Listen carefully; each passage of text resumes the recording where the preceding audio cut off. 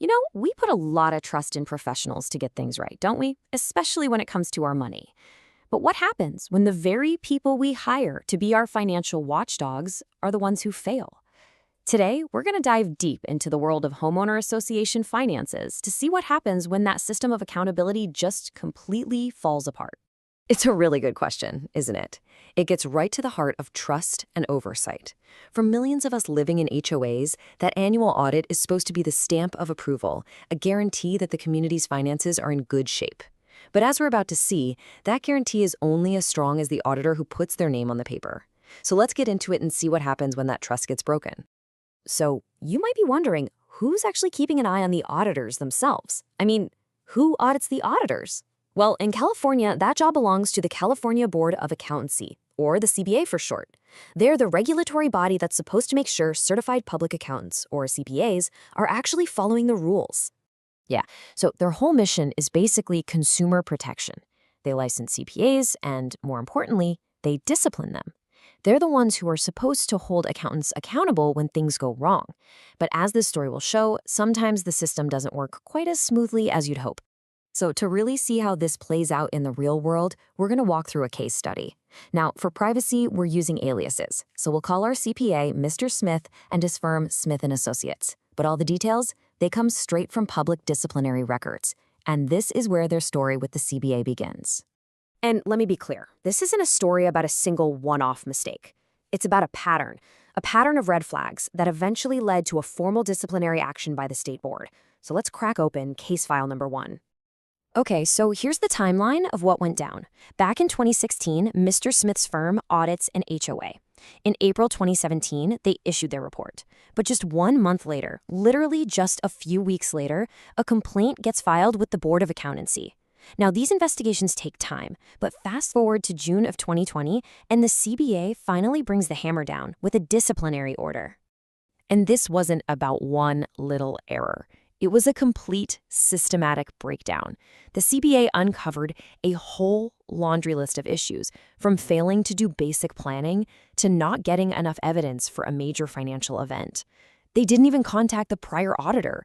I mean, this is literally stuff you learn in Auditing 101, and they just didn't do it. And if you want a perfect, almost unbelievable example of the problem, get this. For a 2016 audit, the firm used an internal control questionnaire from 2010, a 6-year-old document. That's like a doctor trying to diagnose a modern illness using a medical textbook from the Dark Ages. It just shows a total lack of specific, diligent work for that client. And look, these weren't just about some messy paperwork. These mistakes had a huge, real-world impact. Because the firm didn't properly account for something called a special assessment, that's a big extra fee homeowners pay for a specific project, the HOA's financial statements were wrong. And not just a little wrong. They were understated by nearly $900,000. For homeowners relying on these documents, that is a massive misleading error. So after all that, what happens next? Well, the CBA's goal isn't just about punishment. It's also about correction.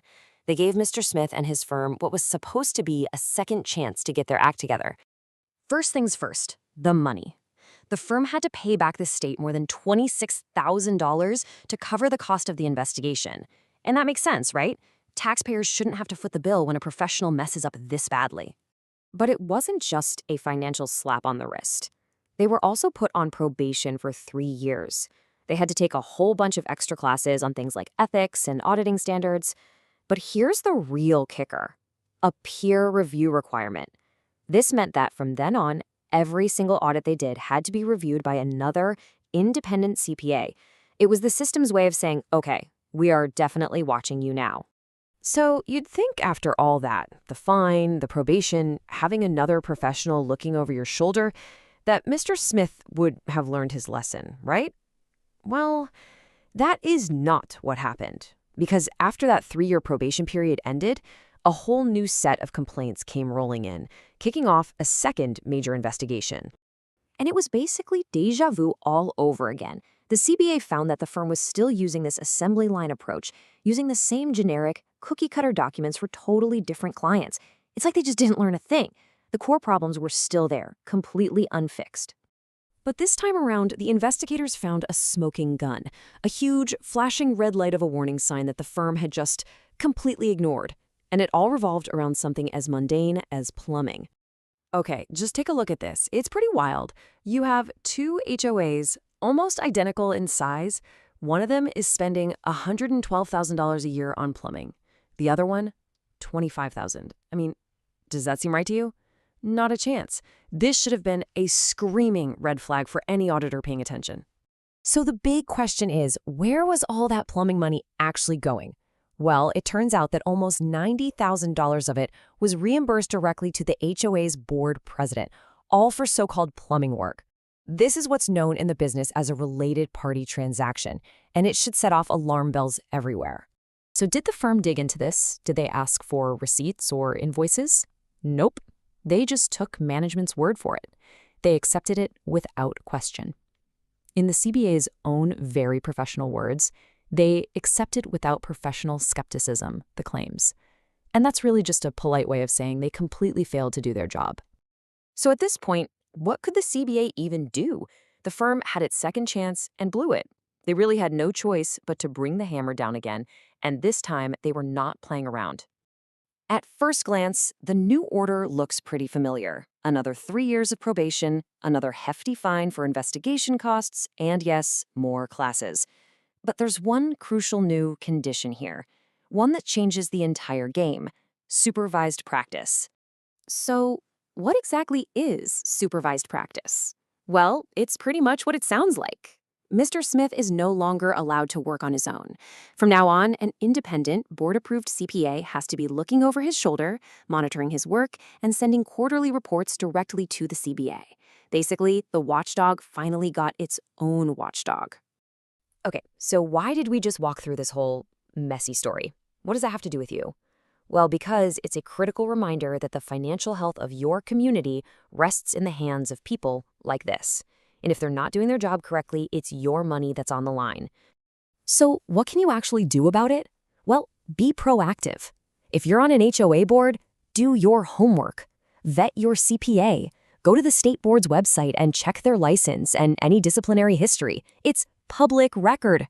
Ask them tough questions about their audit plan. And please, actually read the full audit report when it comes out. And trust your gut. If an expense seems weirdly high, you have every right to ask for an explanation. Look, at the end of the day, it's your home and it's your money, and you have a right to feel confident that it's all being looked after responsibly. So I'll just leave you with this one question to think about. Is your community's financial health really being protected? Because if you're not sure, it might be time to start asking some questions.